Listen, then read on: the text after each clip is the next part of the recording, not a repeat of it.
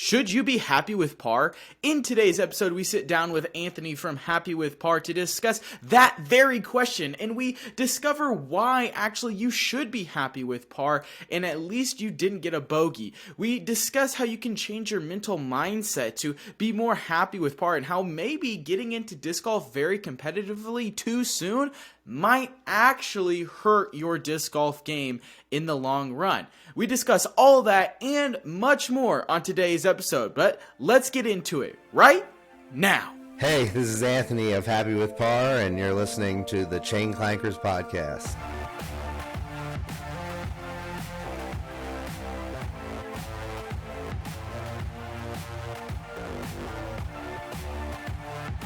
Alrighty, everyone, sitting down here with Anthony. Super excited to learn more about him and his business on today's podcast. Anthony, how are we doing tonight?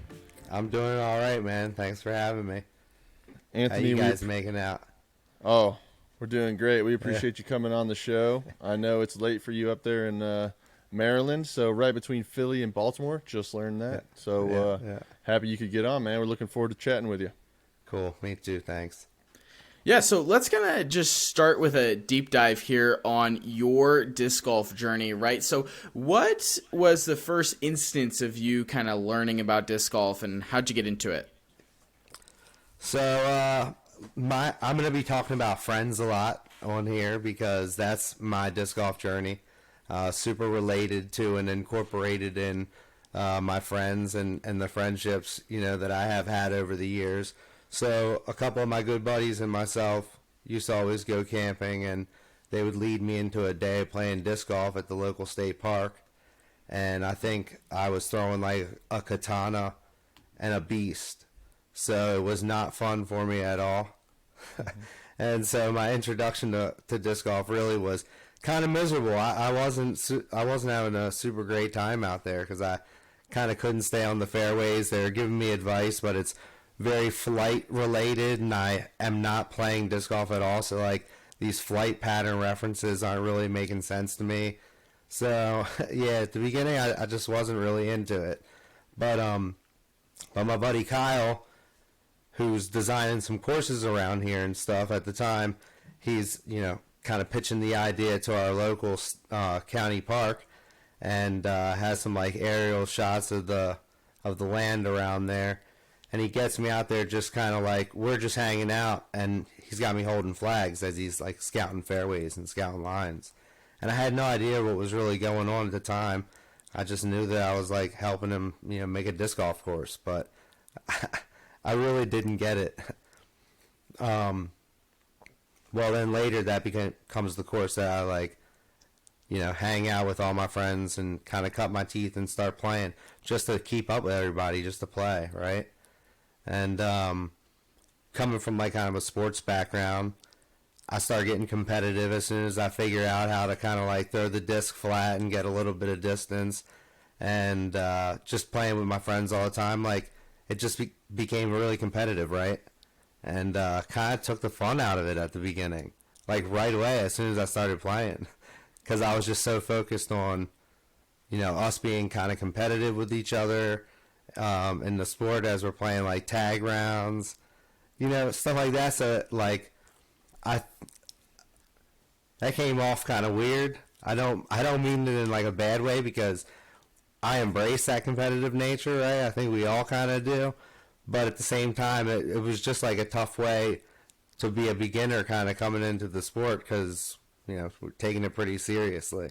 Just the competitive nature at the very beginning, it's very tough, especially like you said, coming from other sports. And like other sports you play your whole life, and you're not good at the beginning, but you don't remember being horrible. You remember being not very good, but you remember when you're, you only remember when you're, playing big games, scoring big points, whatever. So then when you pick up a new thing and your buddies are better than you, and then you're like, wait a second, let's go play basketball. I'll whoop you all day one-on-one, and then he whoops you on the disc golf course, So it's like, I totally get it, where at the beginning, especially if you take it a little bit too serious, it can take the wind out of your sails and make it not as much fun. We all kind of feel that way at some point, or at least the very competitive side does. So how did you kind of turn that into what it is now, and your love for the game, and you creating an entire company or, model based off of your Happy With Par Yeah, I don't know. I just think I needed to get back to, people talk about like soul golfing and like just going out there and actually enjoying yourself instead of counting strokes all the time. And it's definitely, kind of just like a mindset in the game. I'm playing in like MA1 or MA2, right? I'm not even, if it's unsanctioned, like I'll play a pro event with some friends, like messing around, but I'm not out there playing for money. And I've just seen other people like get pretty frustrated out on the course. And it's kind of funny because we're playing like amateur golf, right? Like you're literally paying to play and you're not getting cash back. So Right. why are you taking it that seriously? But I was kind of getting caught up in that. I guess is where I was going, Yeah. I mean, I think that's something that everybody struggles with to a certain degree, especially if you come from any kind of sports background. You're almost mentally hardwired to be competitive. I'm competitive with Trenton in everything we do. He's competitive with me in everything that I do, right? I am driven to be competitive in everything. I can't play a board game and take second place. I have to try to win, you know what I'm saying? So you apply that tenaciousness to disc golf, and you come into something that you're going to suck at the beginning, and it's a really hard thing to take. It's not easy. And I love kind of what you talked about, we're playing amateur golf. It's so funny when you go to these disc golf tournaments and you see just how frustrated people are getting, and it's like, brother, you probably paid $50 to be here. I understand this sucks and you're not playing up to what you would want it to be, but you're not going to be Paul Macbeth at the end of the day. Have some fun while you're out here, and so what, next pitch? Let's move on. You know what I'm saying? Like how long did it take for you to understand that? So instead of not having fun on the course and almost maybe resenting disc golf a little bit, you instead were able to have more fun on the course. And probably, I imagine, your game got a lot better when you stopped caring about how bad you were doing. So, I mean, I'm openly on like I'm a mental health journey myself.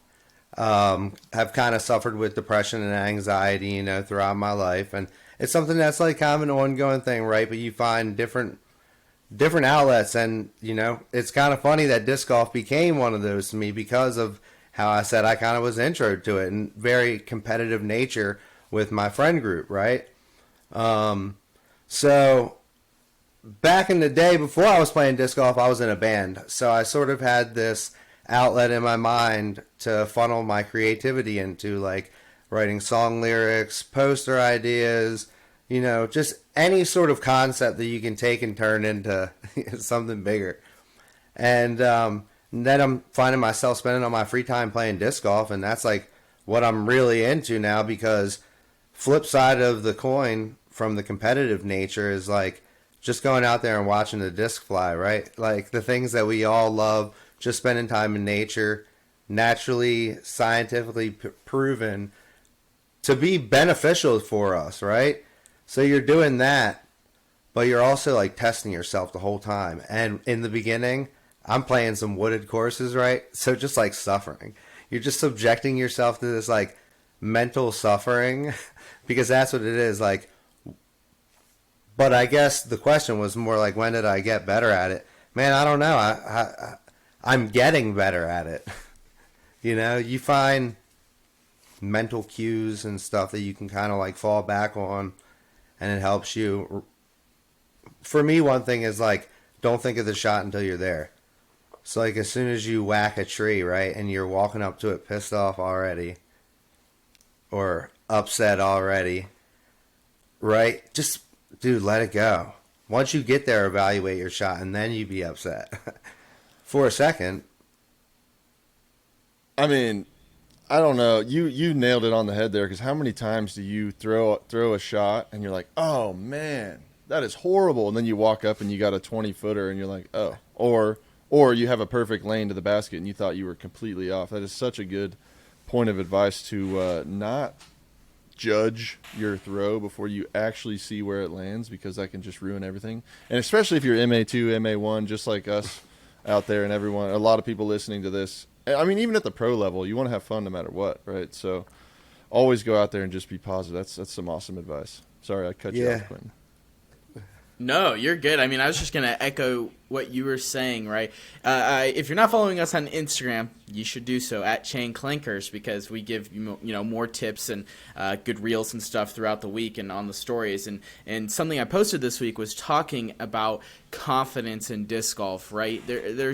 You can be too confident and you cannot have enough confidence in disc golf. And I think that's a very fine line that amateurs struggle, including myself and probably you two as well, to, not getting so hyped to where it's like, oh, yeah, I just made this birdie or I just got this ace. And then, how do you go from getting a birdie to get consistently doing that, or, getting a par, those kinds of things. Whereas I know for me, sometimes if something really awesome happens, I might find myself on the next hole taking a bogey because I allowed my emotions to get too high and was unable to dial it back when it came time to step on the tee pad again or take that next putt. And on the flip side of that, and Trent, I know we've talked about this extensively on the course, that let's say your first putt of the day is a 25-footer.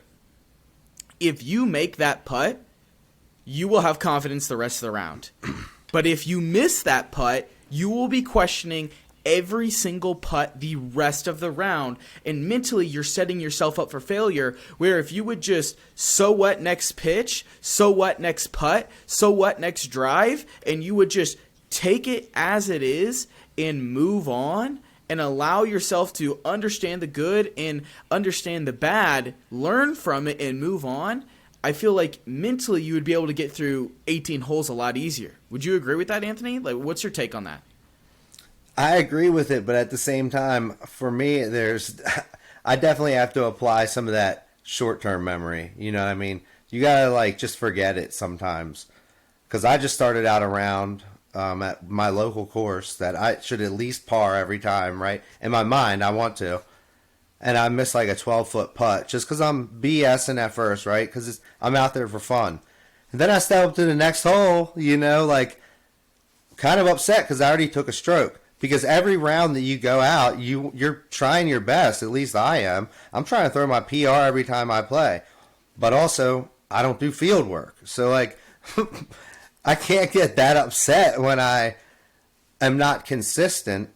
Because I'm not consistently doing. So if you want to be consistent, if you want to be a really consistent golfer, then you need to go out there and do field work. Put in the reps. I do a lot of putting, and that's definitely my strong suit because I can get it in around the house. But it's just, I don't know. My whole happy with par thing is sort of, it's metaphorical. It's not necessarily about lowering your standards, but just reevaluating your expectations at times. And what is contentedness? You know what I mean? Kind of like par is, you can be content with par. It's not the worst. And I think pros would tell you that. But it gets misinterpreted a lot by, I think, kind of the more competitive disc golfers that I know and stuff like that. Yeah, so I think this is a good spot. That was a great discussion, I think, and I'm sure we'll touch it on a little bit more of the mental side. But let's get into your Happy with Par brand that you've created. Can you kind of tell us where that started, why it started, and we'll dig into that a little bit? Yeah. So back to the big friend group, right? I got a lot of guys in the local community that I'm friends with. A lot of people that are just putting in a lot of work to the local disc golf scene, helping to design, build, and install courses that are open to the public, and all of us able to just get out and play. I'm getting out and playing disc golf in my free time. I'm helping do course maintenance and get stuff set up. Not while I'm not necessarily driving these installations. We got a lot of people working together, trying to get in the mix, trying to help out where I can because I love this sport. I love to see it grow, right? And just getting more people into it. How I started really kind of, I guess, helping out was wanting to drive maybe some tag rounds or get together for little tournaments and stuff, because setting this stuff up kind of reminded me of organizing shows back when I was in the DIY music scene. If you wanted to get a bunch of people together, then we kind of could. If you just go through the right avenues, reserve the course, put together the registration, and that stuff was really fun for me. So I started doing that at first, and one of the first ones that I did was a Halloween tournament and it was called the Joe Schmo Pro Tour, and it was basically just a Halloween costume contest, but a disc golf round, and we played for tags. And so in order to play, everybody had to dress up as a pro golfer, right, and play your round. And we made a little video of it. It ended up going viral on Jomez and stuff. And I just saw like how much fun we had, and just started doing that, like just kind of driving more like fun tournaments. And I just have a good time like coming up with the artwork ideas and just putting together cool stuff that's disc golf oriented, because that's what I care about. But also kind of like just sending that message of remembering that it's fun, like remembering why we're playing, why we started playing was like to hang out with friends, to have fun, to watch the disc fly. Yeah, absolutely. So talk to me a little bit, making that video, kind of running tournaments, helping up around the courses. How do you go from that to then committing your time and resources to creating a brand and a business? What kind of flipped that switch for you in your mind? Yeah, I don't know. I think I just I was spending too much money through my personal accounts. You know what I mean? I'm like, if I'm going to start getting taxed for this, but at the same time, keep it real. Like, I finally felt like I was believing in something again, like that I really was wanting to get behind and wanting to drive more. And I mean, yeah, disc golf is kind of, on the upswing right now for sure. I started playing in like early 2018, so I'd say before the big bump, but I'm definitely not OG, I'm not an original golfer. I'm just a newbie still. But I mean, at first I didn't think there was anything that really represented kind of like the person that I am, the player that I am, and probably a lot of other people. Not to say, there's a lot of like dry fit brands kind of, but I didn't see, a lot of more casual kind of streetwear, kind of disc golf oriented stuff going on, and that's where I felt like I was kind of fitting in. Now, not to take anything away from anybody else, because there's some other really awesome brands out there for sure, but yeah, so it was just something fun to show off to my local friends, and I felt like if I was going to get serious with it, and after I started getting some traction on Instagram, which is, I've only got like 1,100 followers, but it's been all authentic. Like, these are a lot of people that I actually interact with and that have purchased things from me that, just help me keep making more stuff. And it's just so cool to see that people dig that, and that makes me want to push it further. Yeah, that's awesome, man. Real quick, since you shouted out, let's what is your Instagram handle? Let's let the people know so they can come check you out. happywithpar.dg. Heck yeah! Yep. And then can they get the sweet hat and shirt and everything on a website? Yeah, I got Instagram or. I got the dad hat, happywithpar.com. I got a bunch of stuff up right now. I got some putters. I got some shirts. I'm about to pick up some sweatshirts. I got some hats. But yeah. Heck yeah. Yeah, I got some sweet new Velcro patches on there. There you go. But yeah, the logos fly if you can see it. I mean, yeah. It's just money. I hate to say it, but I love to say it. Heck yeah, man. That's awesome. So let's get into. So you got the Joe Schmo Pro Tour. Is that still an active event, or you got a little? You got like a little series going, or what's the we did on the tournaments? Yeah, we did that one a second year in a row, and it just couldn't live up to the hype, to be honest. I mean, we had a great time, but it was kind of like an expectation there to kind of try and live up to the hype.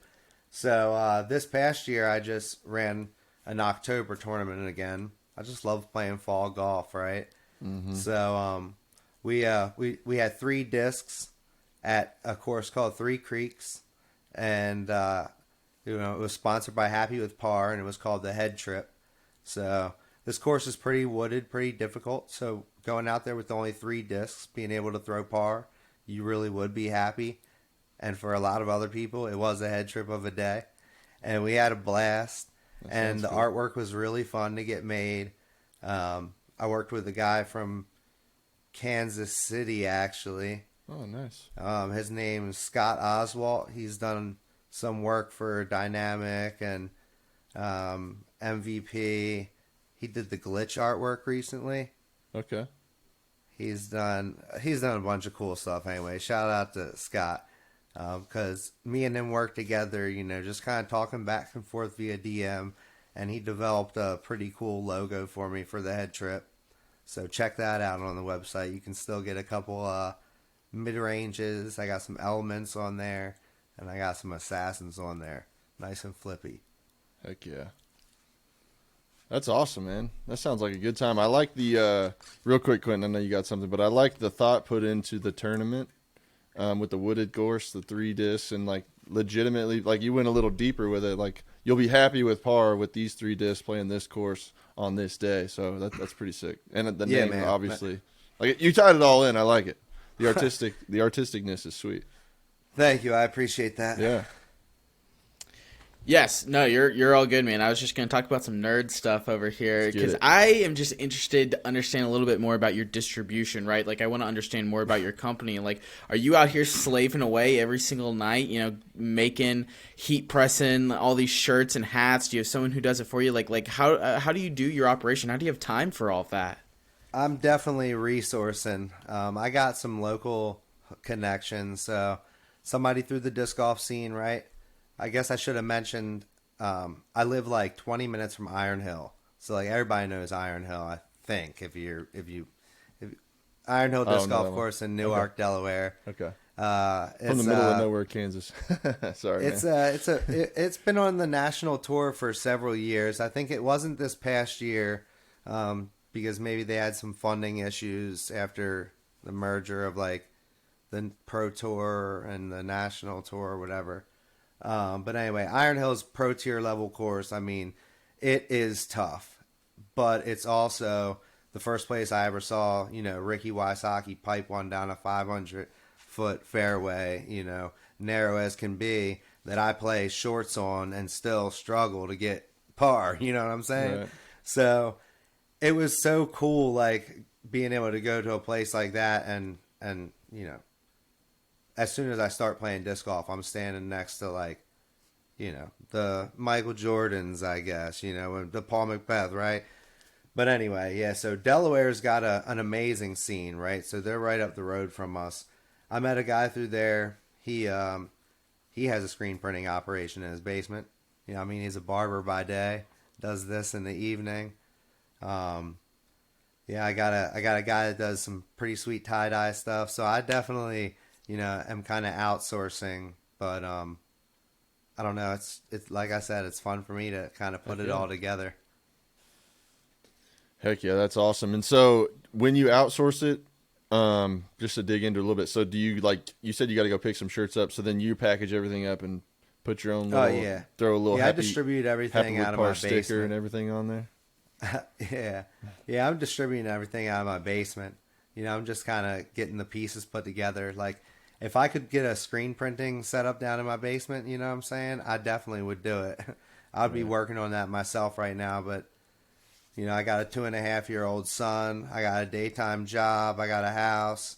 I'm mid-30s, just kind of trying to keep the dream alive, right? Disc golf is my fun outlet, right? So that's why I have this tug and pull of a relationship where it's like, I absolutely love the competitive side. Like, my goal this year was I'm going to break 900, right?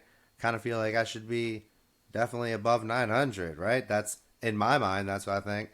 I just got my bump the other day, 898. I'm like, close. Here we go. Got to sign up for another tournament or two. But, like, that's what I'm saying. Like, I love that competitive side of it. And I think there's a lot of people that do. But at the same time, make sure that you know how to turn it off and have some fun. Yeah, absolutely. I've got 2 questions here. The first one, outside of being able to get the screen printing, what would you say the biggest goal of your business/brand is right now? That's cool, man. I don't know. I think my goal this year, or my goal next year rather, is to set up at a couple Pro Tour events, have myself a booth. It's kind of funny because I'm like looking at brands now that, like I said, kind of thought that I was, on the cusp. But like seeing brands now that are talking about a couple years back having their booth, like that's what I would like to do. I'd like just have a booth up. I'm feeling like I'm getting a pretty good reach now, at least across the United States. I've sent some stuff internationally, but my goal is just to keep it going right now. I want to do something bigger.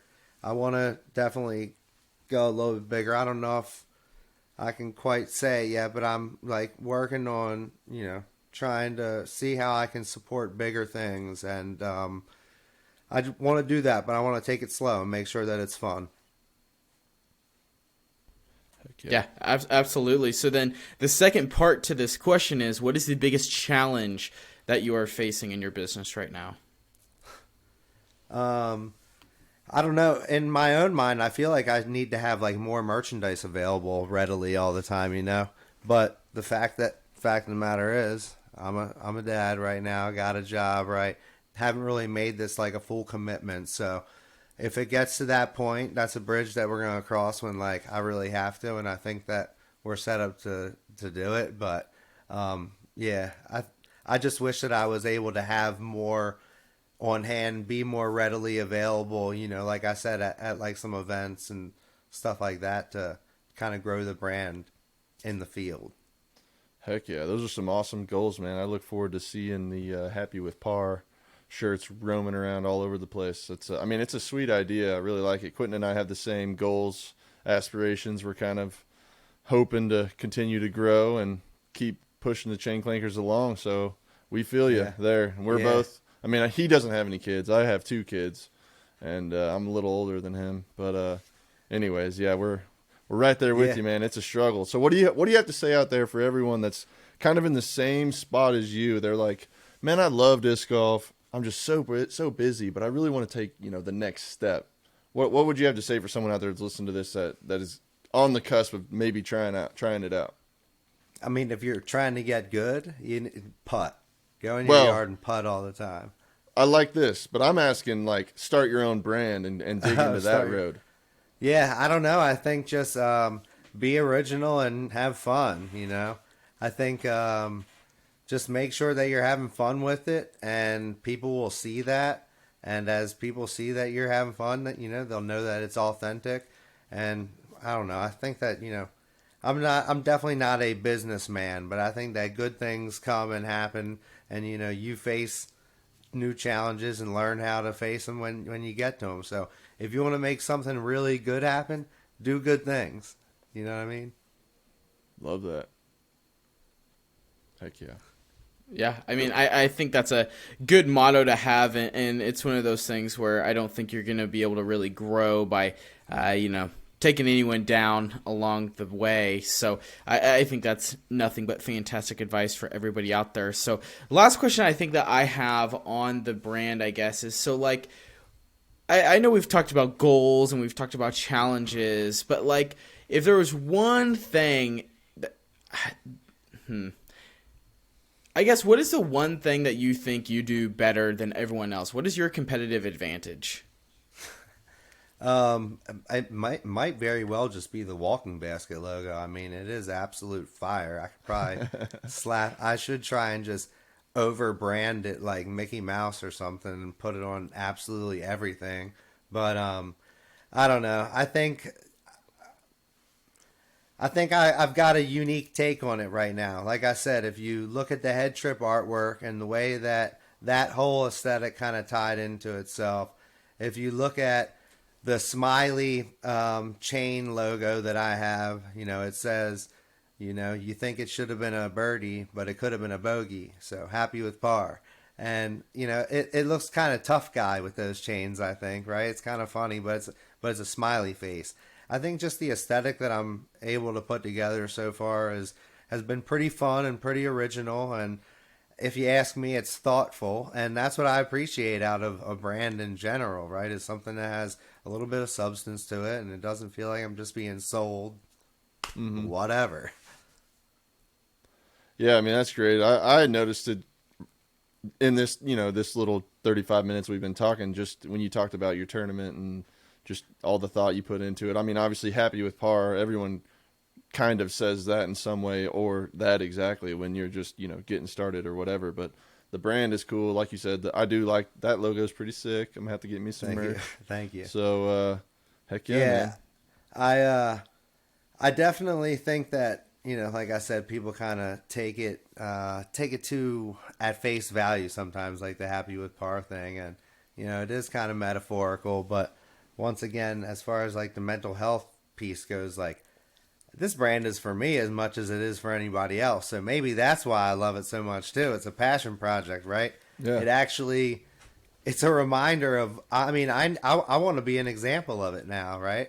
I want to be better. And when I really do get into the zone, and I think we talk about pros, talk about it, right? When you just get into blackout mode or whatever, you can be feeling really good. And that can be also something that you talk about in daily life. When you're in the zone, when you just got good things going on, whether it be you set up a routine, have a certain diet, you got an exercise plan. And I wish I did, but I don't have those things right now. But I'm saying these are things that help you, get into that zone. And I strive to be more in that zone in life. And I think just disc golf to life right there. There's a little translation for you or whatever. So happy with pars as much for me as it is for anybody else. I just appreciate the people that dig it and are helping it go further. Yeah, absolutely. Okay, well, hey, I think that was a fantastic discussion on that. Trent, I say let's get into the ace round. For those newer listeners, these are the same 5 questions that we'd love to ask all of our guests. Understand a little bit more about the guests. Here's some cool stories and some tips and tricks. Trent, start us off. What is the first question you got? All right, my man. You are taking a beginner to get their first discs. What is one putter, mid-range, and driver you are going to recommend? All right, I'm going to start with the driver, and I'm taking something brand new. I'm going to say the Steady Cookie. It's only like a 7-speed. It's by Clash Discs, Clash, yeah. all right? It's their steady plastic, though. I'm getting specific for you. It's like just super grippy, beautiful plastic, and it's like a 7-speed with maybe like a 1 fade. So it's very stable with just a little bit on the edge, right? But I'm not even telling them to throw that first. Probably giving them a rock straight out of the gate. Give them a little bit of beef, something that they think that they can, get into while they're young in the game. But at the same time, I'll give them like a Magic SS. So that's a gateway disc. I don't know if you've ever seen it. I think it's similar to like a PA4 kind of. Okay. It's got like kind of that deep dish rim. And it's a really sweet hyzer flip putter. So, or you can just kind of putt it on a hyzer. And I think that that's like an easy way to kind of get somebody into the mix, throwing some discs and getting them go straight. Let them hyzer flip stuff, right? Heck yeah. Second question we got for you. What is the favorite course you have played and one course you have not played yet that you want to cross off your bucket list? Well, last year, me, my fiance, and our son went up to Smuggler's Notch, and I got to play Brewster's Ridge, and that was just awesome. It was pretty challenging, and I got to watch it on coverage like right before we went up there. So that was a really fun one. Iron Hill is tough, but it's so close to home. It's beautiful too, especially right now. And one course that I would like to play is obviously Maple Hill. But I've been looking at these pictures of Zion. What's it called? Lake Zephyr. It's Lake Zephyr. Like Nevada side of Lake Tahoe. And it looks crazy. I mean, you're just throwing like these kind of like crazy hilly downhill pine tree shots with mountains and lake in the background. It looks beautiful. So I want to go to Lake Tahoe and play that. Yeah, that sounds... Zephyr Cove. Is that what I said? You said Lake Zephyr, but I mean, close enough. That sounds... It's Zephyr Cove. I remember cool it to now. me. I remember it now. I dig It's it. definitely Zephyr Cove. I'd love to get up to Smuggler's Notch too. That'd be a fun one. All right, man. This is awesome. I believe it. Knowing what you know now, what would you tell your beginner self? Fun is more important than keeping score. I would definitely remind myself to just like learn how to throw and have fun first, right? Agreed. All the mental health stuff that I was talking about, like I would have, tried to just make sure that I was having fun. That's a great piece of advice. Fourth question, what is your favorite memory playing disc golf? I don't know. I have a lot of great memories playing disc golf. I think because it's a blast when you're always hanging out with friends playing disc golf, right? But I took a little disc golf road trip last year. We went down to Diavolo in South Carolina, and then that might be North Carolina, and then we played down to Appling, Georgia at the PDGA headquarters. They have WR Jackson, which is like a Pro Tour course, the Steady Ed course, which is around this big, beautiful pond, and there's another course there. I can't remember the name right now. But I went there, camped out, and just played disc golf for like 4 days. I think we played it was something crazy. We played a ridiculous amount of rounds in like 4 days, and they were all the longest courses, but it was just a blast. So, yeah, probably the disc golf road trip. Yeah, I went to Indianapolis once with one of my good buddies. Shout out Matthew if you listen to it this far. I don't know. I don't even know if you listen, you mother. No, I'm kidding. But, anyways, I went to Indianapolis and I didn't go camping. Were you in a camper? Were you pitching a tent? I was pitching a tent. Oh, heck yeah. You were roughing it, dude. Yeah, me and my buddies also used to do like a bunch of backpacking, right? So nice. Disc golf kind of came natural. It was just like hiking, but doing something while you're hiking.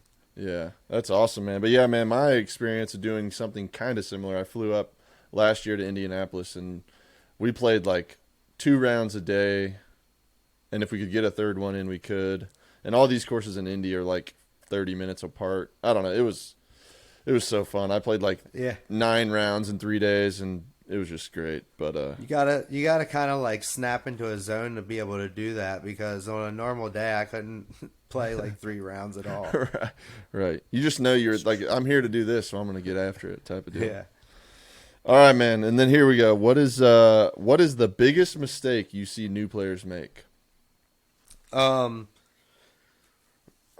Probably analyzing like discs. I don't know if it's a big mistake, but it's like the most annoying thing to me that I hear people doing all the time. Like just analyzing flight numbers when you shouldn't be cycling things through your bag like that.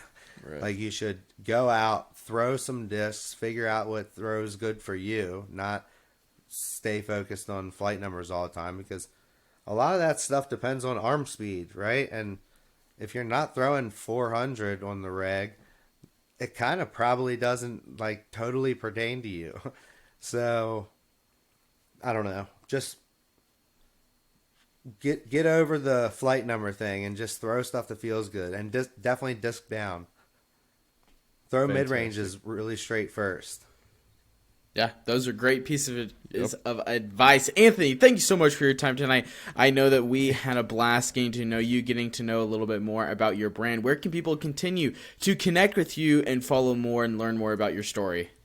Thanks, man. Yeah, I'm on Instagram at happywithpar.dg, and then I have a website, happywithpar.com, and I'm on Facebook.